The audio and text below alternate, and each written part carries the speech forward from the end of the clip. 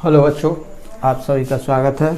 आज हम लोग क्लास 10 के मैथ्स में दो चरों में रैखिक समीकरण युग्म में वज्र गुणन पर आधारित कुछ प्रश्नों को, जो वर्ड प्रॉब्लम है, जो एक्सरसाइज 3.5 के हैं, उनको हम लोग सॉल्व करेंगे। तो आइए, क्वेश्चन नंबर 3 का पहला क्वेश्चन है कि एक छात्रावास के मासिक व्यय का एक भाग नियत है तथा शेष इस पर निर्भर करता है कि छात्र ने कितने दिन भोजन लिया है या किया है।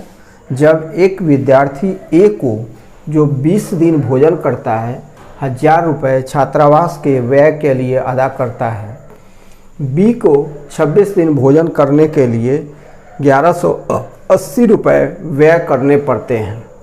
नियत व्यय तथा प्रतिदिन के भोजन का मूल्य ज्ञात करें। तो इसमें बच्चों दो चर हैं, दो अज्ञात राशि हैं। कौन कौन से?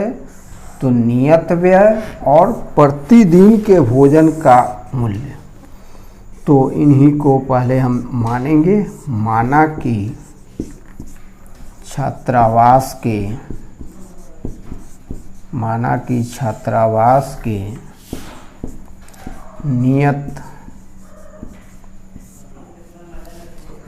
छात्रावास का नियत व्यय बराबर है 100 रुपया और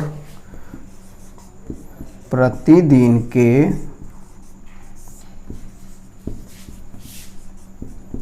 भोजन का मूल्य बराबर है y रुपया। तो बच्चों, दो चर में रैखिक समीकरण युग्म में दो अज्ञात राशि होते हैं, जिसे आप u, v या x, y या किसी से मान सकते हैं। इसमें दो समीकरण बनाने का भी कंडीशन रहता है ताकि दो समीकरण बन सके। तो इसमें नियत व्यय 100 रुपया है और प्रतिदिन के भोजन का मूल्य y रुपया है। ए को 20 दिन भोजन करता है, 1000 रुपये छात्रावास के व्यय के लिए अदा करना पड़ता है। तो प्रश्न के प्रथम शर्त से, ऐसे भी बच्चों लिख सकते हैं आप, प्रश्न के प्रथम शर्त से, या आप सीधे लिख सकते हैं कि प्रश्न से, या प्रश्नानुसार, कुछ भी लिख सकते हैं आप, और अकॉर्डिंग टू द क्वेश्चन भी लिख सकते हैं। तो प्रश्न के प्रथम शर्त से ए को 20 दिन भोजन करता है, 1000 रुपया देना पड़ता है। तो बच्चों, उसमें नियत व्यय तो होगा ही शामिल, और फिर प्रतिदिन के भोजन का y रुपया है, तो 20 दिन के भोजन का कितना होगा? 20 y रुपया होगा। अर्थात नियत व्यय 100 रुपया प्लस 20 दिन के, एक दिन के भोजन का y रुपया, तो 20 दिन के भोजन का 20 y रुपया, दोनों का जोड़ कितना है? 1000 रुपये। प्रश्न के प्रथम शर्त से आप लिख सकते हैं ए के लिए, ऐसे भी लिख सकते हैं। अब आइए,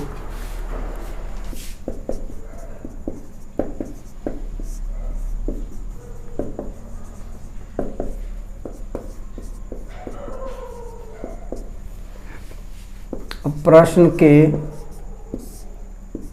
दूसरे शर्त से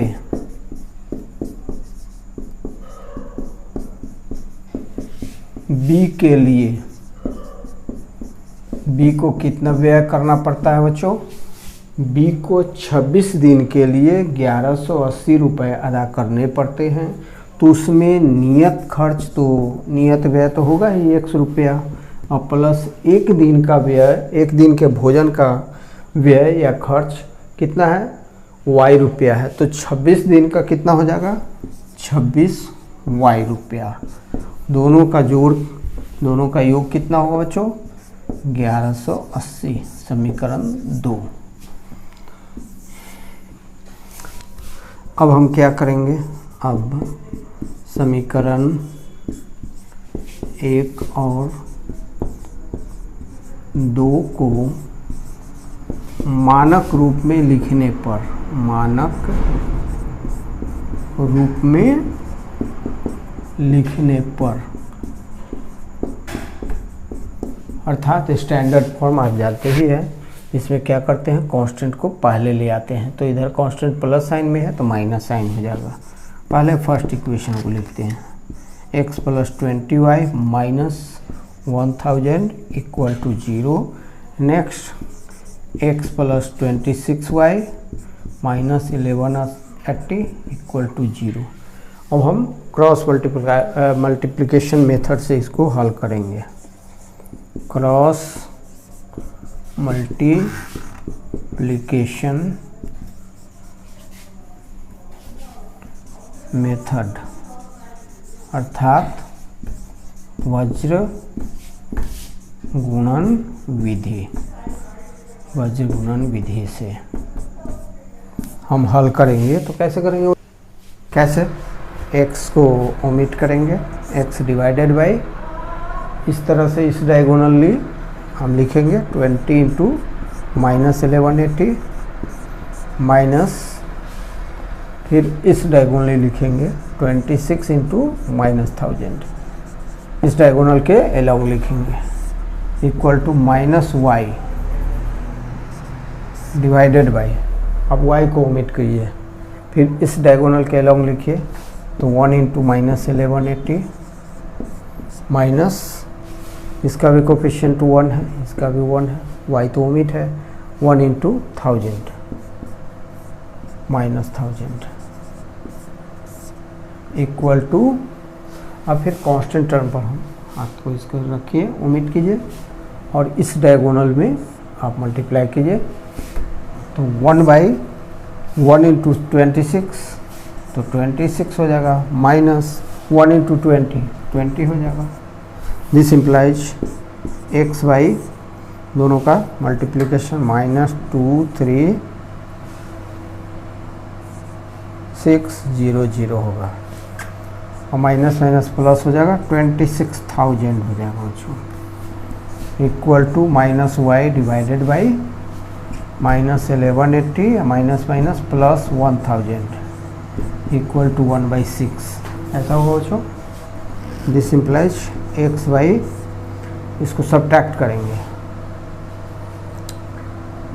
तो 2400 होगा, 2400 इक्वल टू -y/1000 में से 1180 माइनस करेंगे, इट मीन्स -180 हो जाएगा इक्वल टू 1/6। अब क्या करेंगे बच्चों, हम फर्स्ट और थर्ड रेशियो प्रोपोर्शन को लेंगे, पहला और तीसरा को समानुपात को लेंगे, तो यहाँ लिखेंगे और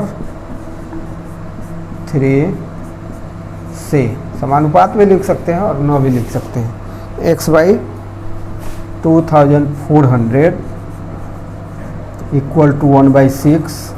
तो बच्चों x का वैल्यू कैसा निकलेगा, 2406 क्या होगा, ट्रांसपोज हो जाएगा, राइट साइड चला जाएगा, तो 1/6 × 2400, 6 से काटेंगे 400। नेक्स्ट बच्चों सेकेंड और थर्ड से,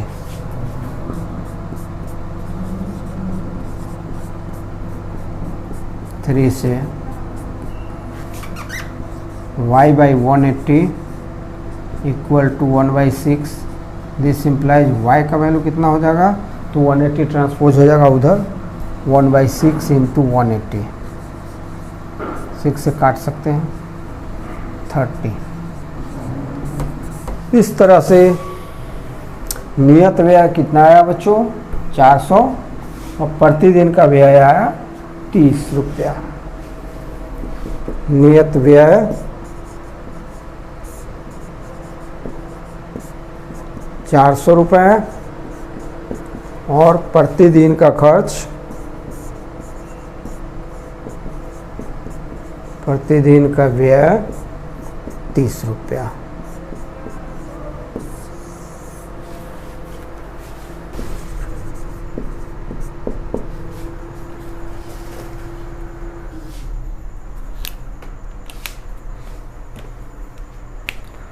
तो बच्चों हमारे सामने क्वेश्चन NCERT 3.5 का हिंदी का क्वेश्चन नंबर 4 का सेकंड, एक भिन्न 1/3 हो जाती है जब उसके अंश से 1 घटाया जाता है, और वह 1/4 हो जाती है जब हर में 8 जोड़ दिया जाता है, वह भिन्न ज्ञात कीजिए। तो बच्चों, हर एक जो रैखिक समीकरण युग्म होते हैं उसमें 2 अज्ञात राशि होते हैं। उन 2 अज्ञात राशियों को 2 चर से हम लोग डिनोट कर देते हैं। तो माना कि भिन्न का अंश बराबर x और हर बराबर y। अंश को x और हर को y हमने मान लिया। तो भिन्न क्या हो जाएगा? भिन्न बराबर होगा अंश बटा हर होता है, अंश का वैल्यू x, हर का वैल्यू y, x/y। और प्रश्न का पहला भाग पढ़िए कि जब उसके अंश से 1 घटाया जाता, सिर्फ अंश से, तो अभिन्न क्या हो जाती है? 1/3। तो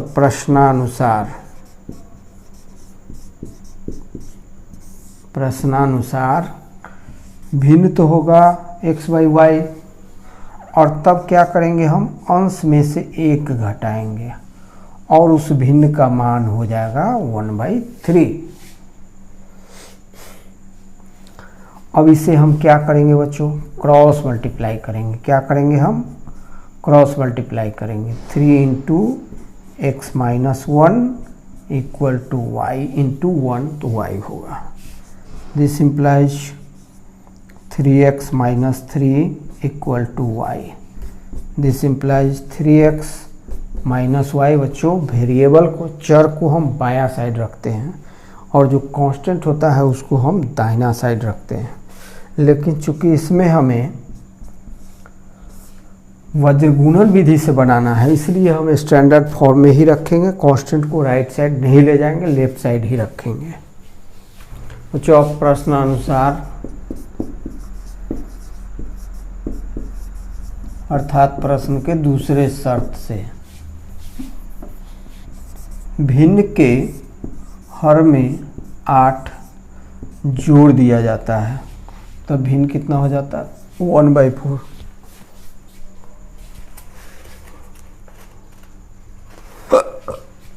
हाँ, सही है। दिस इम्प्लाइज हम क्रॉस मल्टीप्लाई करेंगे, तो 4 × x ऐसे, 4x = y + 8 × 1, तो y + 8 ही रहेगा। This implies 4x - y - 8 = 0, equation 2। तो बच्चों, चूँकि हमें वज्रगुणन विधि या क्रॉस मल्टीप्लिकेशन मेथड से सॉल्व करना है, इसलिए हम राइट साइड को लेफ्ट साइड में ले आते हैं। दोनों में माइनस लग जाता है। कांस्टेंट को भी हम लेफ्ट साइड में ही रखते हैं। तो आपका फर्स्ट इक्वेशन क्या है? 3x - y - 3 = 0। सेकेंड इक्वेशन आपका क्या है? 4x - y - 8 = 0।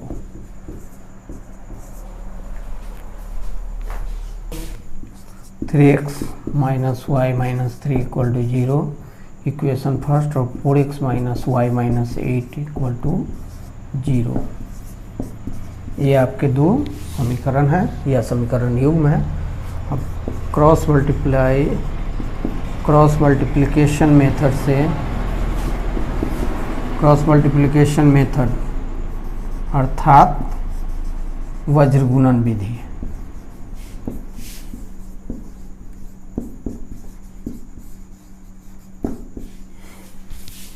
वज्रगुणन विधि से हम इसका हल करेंगे। इसके लिए हम क्या करते हैं?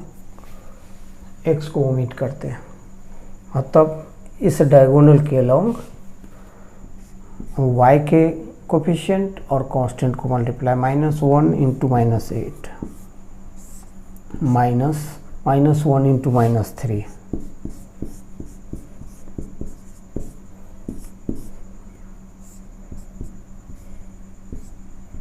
फिर y नहीं, -y लिखते हैं बच्चों।